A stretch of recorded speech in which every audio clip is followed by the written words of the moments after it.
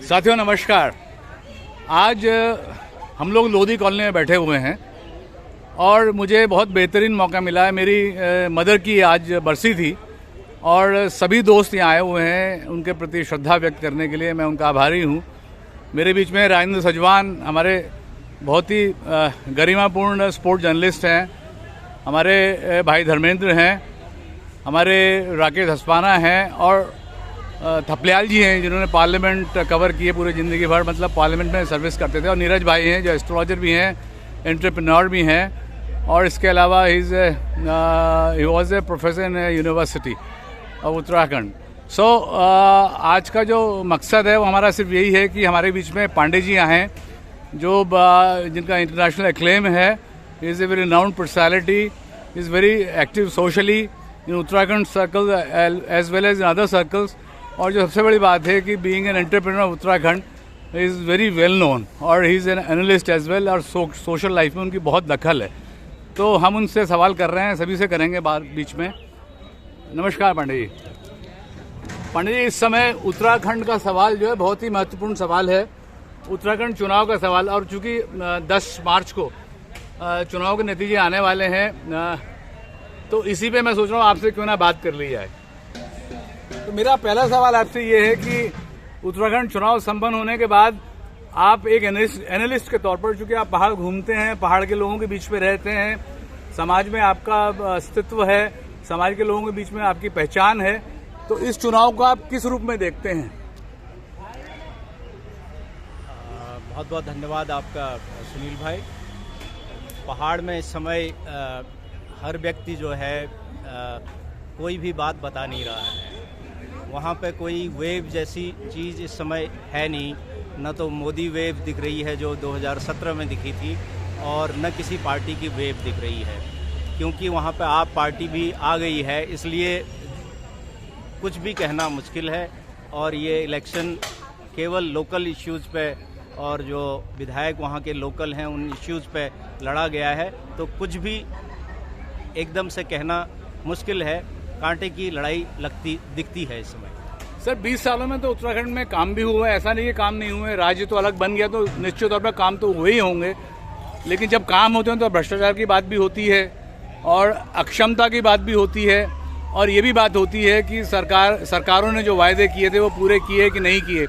लेकिन इस समय ये ज़रूर देखा जा रहा है कि उत्तराखंड के जो लोग हैं, जो जनता है, वो अपने आप को ठगा सा महसूस कर रही है कि 20 साल में 2 बड़ी नेशनल पार्टीज़ आई हैं, उसके बावजूद भी वो उनकी अपेक्षाओं और आकांक्षाओं पे खरा नहीं उतर पाए हैं। जैसे वहाँ हेल्थ की प्रॉब्लम्स है, एजुकेशन की प्रॉब्लम्स है, पलायन की प्रॉब्लम्स है, तमाम मुद्दे उठते हैं। तो आप इन पर कुछ प्रकाश डालेंगे अपने तजुर्बे के हिसाब से? देखिए, ऐसा है, उत्तराखंड जो बना था, जो हमारे आंदोलनकारियों ने जो ये बनाया था, शहादत देके 42 लोग उसमें पहाड़ के लोग थे, उसमें मुसलमान थे, हर जाति के लोग थे। तो वो जो पहाड़ बनाया गया वो पहाड़ की सोच से बनाया गया, लेकिन आज पहाड़ के लोग अपने आप को ठगा महसूस कर रहे हैं, क्योंकि हमारे जितने भी विधायक हैं उनका पहाड़ से कोई लेना देना नहीं, और बड़े नेता जो है वो हर हमेशा या तो हल्द्वानी और या उधम सिंह नगर या हरिद्वार और देहरादून की ओर मुड़ते हैं। अगर आपने देखा भी होगा, हमारे बड़े बड़े जो नेता अभी जो हैं इस समय, वो कोई भी पहाड़ से इलेक्शन न तो लड़ रहे हैं न लड़ना चाहते हैं। कुछ लोगों ने शुरू में लड़ने की कोशिश की थी, लेकिन उनका भी सोचना यही है कि वो बाहर से ही लड़े, क्योंकि पहाड़ की जो है समस्याएं अपनी अलग तरह की हैं। तो पहाड़ का जो व्यक्ति है अपने आप को ठगा समझ रहा है कि हमारी वजह से ये पहाड़ बना था, और यहाँ पहाड़ के मुद्दे उठाने के लिए बड़े से बड़े नेता यहाँ से गायब हैं। थपलियाल जी, ये बताइए कि उत्तराखंड में चुनाव चल रहे हैं, चुनाव में ये हवा बहुत चल रही है कि एंटी इनकम्बेंसी है, कि सरकार के खिलाफ वोट है, आप इस पर क्या कहेंगे? नहीं, एंटी इनकम्बेंसी के बारे में तो मैं कुछ नहीं कह सकता, लेकिन मैं एक पर्टिकुलर चुनाव में गया था और वहाँ पे जो हमारे कैंडिडेट थे, तो वहाँ से मेरे को ये पता लगा, और 1-2 कंस्टिट्यूंसी में हम और भी घूमे हैं, तो वहाँ से ये पता लगा कि इंडिविजुअल जो कैंडिडेट है, वो चाहे किसी भी पार्टी का हो, उसकी छवि पे सब कुछ ये चुनाव निर्भर है, और इसके अलावा तो मैं ज़्यादा कुछ नहीं कह सकता। नीरज जी, आप उत्तराखंड गए अभी, मैं भी आपके साथ गया था, और आप उत्तराखंड के रहने वाले नहीं, लेकिन आपका ससुराल हरिद्वार में है। आप एक एस्ट्रोलॉजर भी हैं, एंटरप्रेन्योर भी हैं, आप पढ़ा चुके हैं कॉलेज में, और आपने सिचुएशन को उत्तराखंड में और ख़ासतौर से देहरादून में देखा है। और फिर हम लोग वापस आए, आज हमारे बीच में आप हैं। तो मैं एक गैर उत्तराखंडी होने के नाते, जो वहाँ पर एक एनालिस्ट के तौर पर गए थे, आपने वहाँ जो माहौल देखा, आपने क्या महसूस किया? मैक्सिमम मैंने ये महसूस किया है कि वहाँ पे जो लोग हैं वहाँ पे कोई लहर, सही बात है, कोई लहर मुझे दिखाई नहीं दी वहाँ पे। जैसे बीजेपी को इतने 5 साल का शासन काम करने का मिला, 3 मुख्यमंत्री उन्होंने बदले, कोई ढंग से जो एक पहाड़ का विकास होना चाहिए वो मुझे विकास वहाँ पे इतना दिखाई नहीं दिया। क्योंकि हम पहाड़ को एक बहुत छोटा शब्द मानते हैं, जबकि पहाड़ अपने आप में बहुत बड़ी चीज़ है। घाटियाँ हैं, वहाँ के लोग हैं, वहाँ की इंडस्ट्रीज़ है, उसके डेवलपमेंट के बारे में लोगों को अभी तक ये नहीं एहसास हुआ कि हमारे पास इतनी बड़ी धरोहर है। नदियाँ हैं वहाँ पर, बांध हैं बहुत अच्छे अच्छे, टूरिस्ट प्लेसेस डेवलप हो सकते हैं जिससे वहाँ की लोगों की ज़िंदगी सुधर सकती है।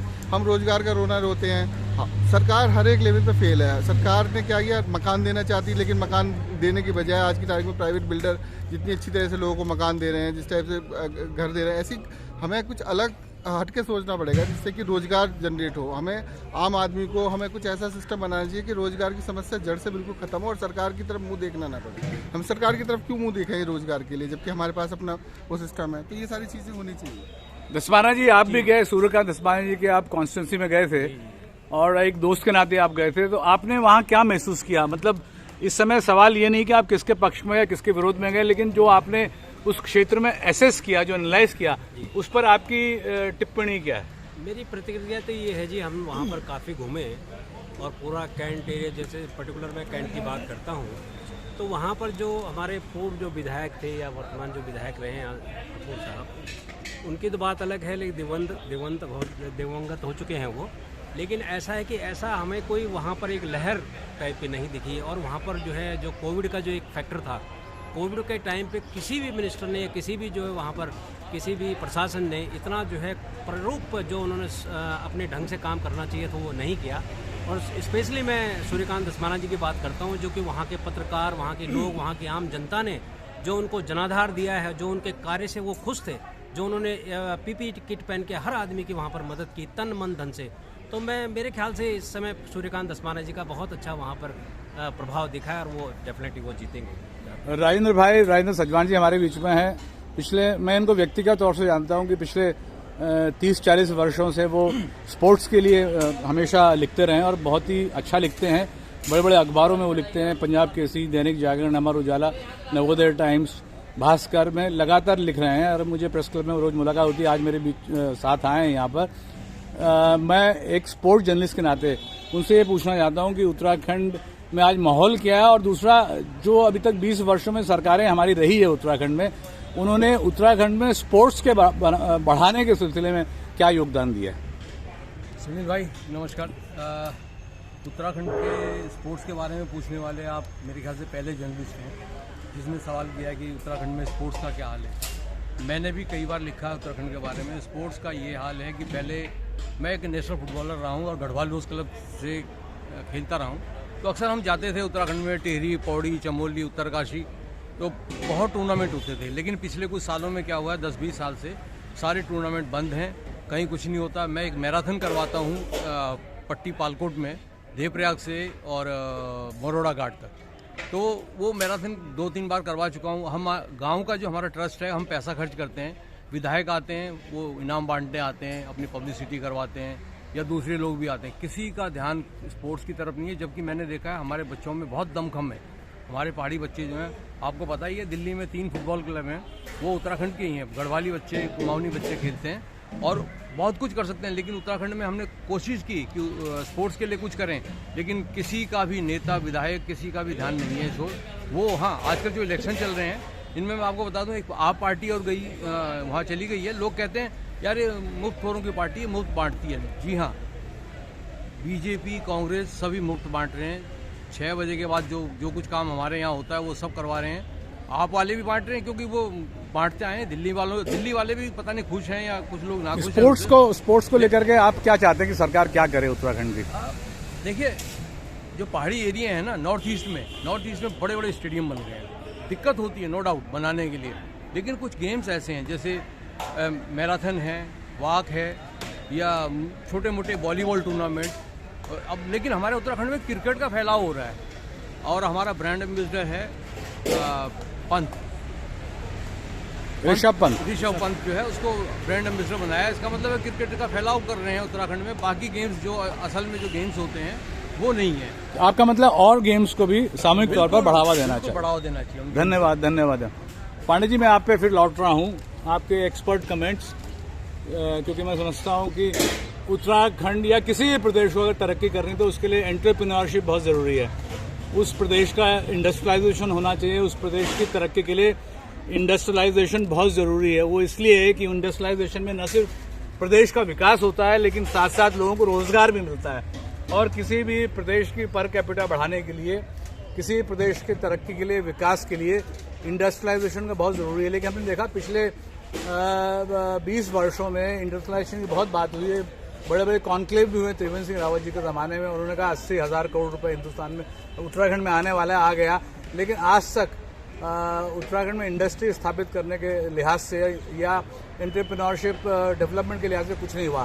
तो आप एक सफल एंटरप्रेन्योर होने के नाते, सोशल एक्टिविस्ट होने के नाते, इंटरनेशनल एक्लेम्ड पर्सनैलिटी होने के नाते जो पहाड़ के सवालों पर हमेशा आप बात करते रहते हैं, वॉलनट पे आपने बहुत काम किया है, आलमंड से बहुत काम किया है, तो मैं चाहता हूं कि आपकी दृष्टि से उत्तराखंड में कौन सा ऐसा उद्योग है जिसके बढ़ावा देने से उत्तराखंड प्रगति कर सकता है, लोगों को रोजगार मिल सकता है। सुनील भाई, मेरा ये मानना है जब मैं पहाड़ की बात करता हूँ तो पहाड़ी क्षेत्रों की बात करनी पड़ेगी। और ये जो 9-10 डिस्ट्रिक्ट्स हैं हमारे पहाड़ के, उन्हीं की बात हमें करनी पड़ेगी। जब तक वहाँ पे हम इंडस्ट्रीज या वहाँ पे कोई ऐसा एंटरप्रेन्योरशिप और एम्प्लॉयमेंट जनरेशन की बात नहीं करेंगे तब तक ये बात हो नहीं सकती। अब पहाड़ की अगर जब बात देखी जाए तो पहाड़ में सबसे बड़ी प्रॉब्लम है कि रिमोट एरियाज़ में है तो रॉ मटेरियल की कमी होती है। लेकिन वहाँ पे कई चीज़ें हैं जो कि हमारे लिए वरदान साबित हो सकती हैं, जैसे कि वहाँ पे पाइन नीडल है। ये स्टडी अब हो चुकी है जिसमें ये कहा गया है कि जो चीड़ की पत्तियाँ हैं, जो पाइन नीडल हैं, ये करीब 15 लाख टन हर साल प्रकृति गिराती है। और इस 15 लाख टन से जो है हर साल गर्मियों में आग लगती है। सारी फ्लोरा, सारी फौना, सारी मेडिसिनल हमारे प्लांट सब ध्वस्त हो जाते हैं। यहाँ तक कि हमारे जानवर और आदमी भी उसमें जल के मर जाते हैं। तो ये एक ऐसा एक सब्जेक्ट है।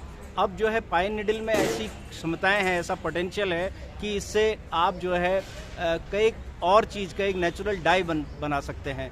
आज ज़रूरत है कि यहाँ पे इंटरप्रेन्योरशिप डेवलप की जाए और ये जो 15 लाख टन जो मटेरियल जो पहाड़ में नेचर दे रही है और जो कि हमारे लिए अभिशाप बनी है, इसको स्मॉल पॉकेट्स में हर 10 से 15 किलोमीटर की डिस्टेंस पे हर एक एंटरप्रेन्योर को बायबैक अरेंजमेंट करके इनसे प्रोडक्ट बनाए जाएं।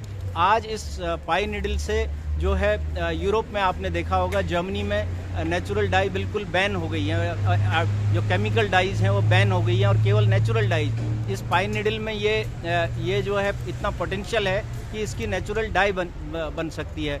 ज़रूरत है हमारे जो है रिसर्च वाले, हमारे साइंटिस्ट और हमारे एंटरप्रेन्योर, हमारे गवर्नमेंट और बैंकिंग इंस्टीट्यूशन को टुगेदर आने की। और एक रिवॉल्यूशन केवल एक ही सब्जेक्ट से क्रिएट हो सकता है जो कि पाइन नीडल है और 15 लाख टन रॉ मटेरियल आपके डोर पे है।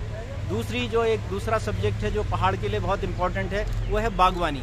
अब बागवानी में क्या किया जाए, बिकॉज पहाड़ों में अभी इस बार तो बर्फ़ थोड़ी अच्छी गिरी है, लेकिन अदरवाइज क्लाइमेट चेंज होने की वजह से जो एप्पल इस हाइट पे गिरता होता था उसकी हाइट ऊपर चली गई है। तो ये वाली जो हाइट जो हमारे पास अवेलेबल है करीब 3,500 फीट से 6,500 फीट की, ये बिल्कुल बैरन पड़ी है। तो हम लोगों ने काफ़ी इस पर प्रयास किया है, वॉलनट वहाँ पे लगाए जाएं। मैं खुद जो है फ्रांस से जो है नई वैरायटीज़ की 7 best varieties, French and American varieties लेके आया हूँ, उसका हम लोग प्रयोग कर रहे हैं। तो वॉलनट को फैलाने की ज़रूरत है, पाइन नीडल से उद्योग स्थापित करने की ज़रूरत है और छोटे छोटे कुटीर उद्योग जो है वहाँ पे पहाड़ पे लगाए जा सकते हैं। उसी से हम अपनी इकोनॉमी को बढ़ा सकते हैं और जो ये पलायन है उसको किसी some extent we can probably stop it. Thank you sir. हमारे बीच में सुयाल साहब हैं, हमारे दिल्ली में एंटरप्रेन्योर हैं, सोशल जीवन में उत्तराखंड के बहुत उनकी सक्रियता है और सभी कामों में उत्तराखंड से लेकर के जो हमारे सोशल एक्टिविटीज़ उनका बहुत बेहतरीन योगदान रहा है। मैं सुयाल जी से पूछना था, सुयाल जी आप बताइए कि उत्तराखंड में एंटरप्रेन्योरशिप को बढ़ाने देने के लिए और वहाँ पर रोज़गार देने के लिए युवकों को 1, 2, 3, 4 जो आप समझते हैं कि पॉइंट्स देने चाहिए, वो क्या होने चाहिए? देखो भाई साहब, अभी हमारे पांडे जी ने आपको ये सब विस्तार से बता दिया। तो हम चाहते हैं कि जो पांडे जी कह रहे हैं, अगर उस बात का वहाँ पर मूल्यांकन किया जाए और उस बात को लागू किया जाए तो हमारे उत्तराखंड में काफ़ी तरक्की और महत्वपूर्ण बदलाव आ सकता है, जिससे कि हमारे उत्तराखंडी भाइयों को, बहनों को और लोगों को वहाँ से पलायन न करना पड़ेगा। तो हम इस तरह से ये आपको प्रोत्साहन की दिशा में काम कर सकते हैं। जी थैंक यू वेरी मच। उनकी पकड़ लो। तो साथी ये थे हमारे केसी पांडे साहब और सभी दोस्तों ने अपने अपने विचार रखे। उत्तराखंड का चुनाव ख़त्म हो चुका है। उत्तराखंड में हमारी दिलचस्पी इसलिए होती है क्योंकि हम दिल्ली में रहते हैं और दिल्ली में रह करके उत्तराखंड के बारे में सोचते हैं, क्योंकि हम उत्तराखंड से संबंधित हैं, संबद्ध हैं। हमारे जो रीति रिवाज हैं, हमारे जो संस्कार हैं, हमारा जो DNA वो उत्तराखंड का है। मैं भी उत्तराखंड होकर आया हूँ। नतीजे 10 तारीख को निकलेंगे, लेकिन उससे पहले मैंने सोचा एक बहस हम लोग कर लें। मुझे बहुत खुशी है कि पांडे साहब ने, सुयाल साहब ने, नीरज साहब ने, दसमाना साहब ने और हमारे स्पोर्ट्स के जर्नलिस्ट जयंत सजना साहब ने बहुत ही महत्वपूर्ण विचार दिए हैं। इस तरह की कोशिश हमारी आगे भी जारी रहनी चाहिए ताकि उत्तराखंड में विचार विमर्श पैदा हों और रास्ते खुलें। इन्हीं शब्दों के साथ जय हिंद, जय भारत, जय उत्तराखंड। मैं सुनील नेगी आपसे विदा लेता हूँ।